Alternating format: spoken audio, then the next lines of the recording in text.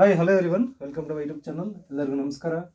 See, in this problem, that is especially from the Jawahar Navoday Vidyalaya 2022 question paper problem. See, this is a speed and time related problem, right? See, some of the options is given 2:30 p.m., 3 p.m., 3:30 p.m. something. Okay, I will find out the answer directly, right? See, in question ಅಲ್ಲಿ ಏನು ಕೊಟ್ಟಿದ್ದಾರೆ ಅಂತ ಒಂದ್ಸಲಿ ಕರೆಕ್ಟಾಗಿ ಓದಿ. A train starts at 2:15 p.m. from a station at a speed of 72 km per hour. At what time will we reach the other station, the 90 km away?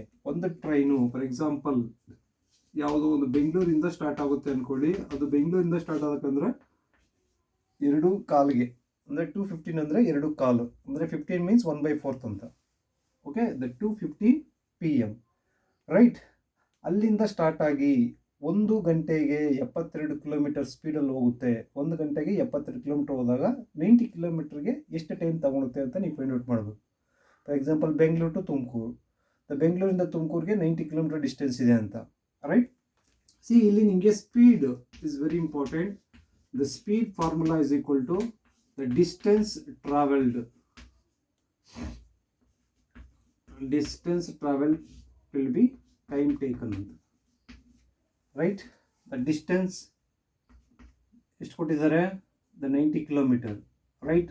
the time, the speed ಏನಿರುತ್ತೆ, the 72 kilometer, right, is equal to 72 kilometer per hour ಅಂತ, right?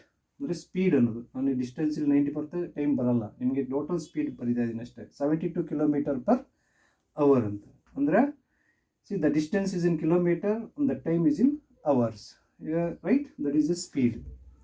ಇಲ್ಲಿ ನಮಗೆ time ಬೇಕಾಗಿರೋದು. the time is equal to the distance divided by the speed, right? What is the distance? The 90 kilometer away, right? 90 kilometer divided by what is the speed? 72 kilometre per hour. ಅಂದರೆ ಕೆಳಗಡೆ denominator ಮೇಲೆ ಹೋಗುತ್ತೆ, ಕಿಲೋಮೀಟರ್ಗೆ cancel, the HR hour ಬನ್ನೋದು ಮೇಲೆ ಹೋಗುತ್ತೆ, right? ಈಗ ನೋಡಿ 90 ಮತ್ತು 72 ಯಾವ ರೀತಿ ಡಿವಿಷನ್ ಮಾಡ್ತೀರಾ? ಅದು ಸಿಂಪ್ಲಿಫೈ ಮಾಡ್ಕೊಳ್ಳಿ ಡೈರೆಕ್ಟಾಗಿ. 9 ಟೇಬಲ್ಸ, 9 10s, 9 8s, ಮತ್ತು 2 ಇಂದ 5s, 4s, ಅಂದರೆ the 5 divided by 4, right? 5 divide by 4 ಇಂದ ಒಂದ್ಸಲಿ ಹೋಗುತ್ತೆ, ರೈಟ್? ರಿಮೈನಿಂಗ್ 1 ಇರುತ್ತೆ. ಅಂದರೆ 1 ಡಿವೈಡ್ ಬೈ 4 ಅಂದರೆ ದ ಕ್ವಾರ್ಟರ್, ಅಂದರೆ ಡೈರೆಕ್ಟಾಗಿ 0.25 ಇಟ್ಕೋಬೇಡಿ. ಇಲ್ಲ ನೀವು ಡೆಸಿಮಲ್ ಹಾಕೊಂಡು ಮಾಡ್ತೀನಿ ಅಂದರೂ ಮಾಡ್ಬೋದು, there is no issue, right? ಇದು 1/4 ಒಂದ್ಸಲಿ ಇವಾದ್ಮೇಲೆ 1/4 ಇರುತ್ತೆ. ದ 1/4 ಅಂದರೆ 0.25, ದಟ್ ಈಸ್ ಅ ಕ್ವಾರ್ಟರ್.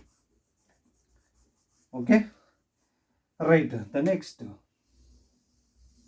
ನಿಮ್ಗೆ ಆನ್ಸರ್ ಬೇಕಿರೋದೇನು? At what time will be reach ಅಂದರೆ ನಿಮಗೆ 1.25 hours, that is a time. ಅಂದರೆ 90 ಕಿಲೋಮೀಟರ್ ಡಿಸ್ಟೆನ್ಸ್ನ ರೀಚ್ ಆಗೋದಕ್ಕೆ ಟ್ರೈನು 1 ಅವರು ಮತ್ತು 1/4 ಗಂಟೆ, ಅಂದರೆ 0.25 ಅಂದರೆ ಕ್ವಾರ್ಟರ್ ಅಂತ, ಅಂದರೆ 1/4 ಗಂಟೆ ಅಂದರೆ 1.25 ಅನ್ನೋದು that is is converted into the 1 ಅವರ್ಗೆ ಎಷ್ಟು? 1 hour is equal to 60 minute, right? ಅದನ್ನು ಕ್ವಾರ್ಟರ್ ಮಾಡಿದಾಗ ನಿಮಗೆ ಡಿವೈಡ್ ಬೈ 4 ಮಾಡಿದಾಗ 15 ಮಿನಿಟ್ ಬರುತ್ತೆ, right? Therefore the 1 hour 15 minute, 1 hour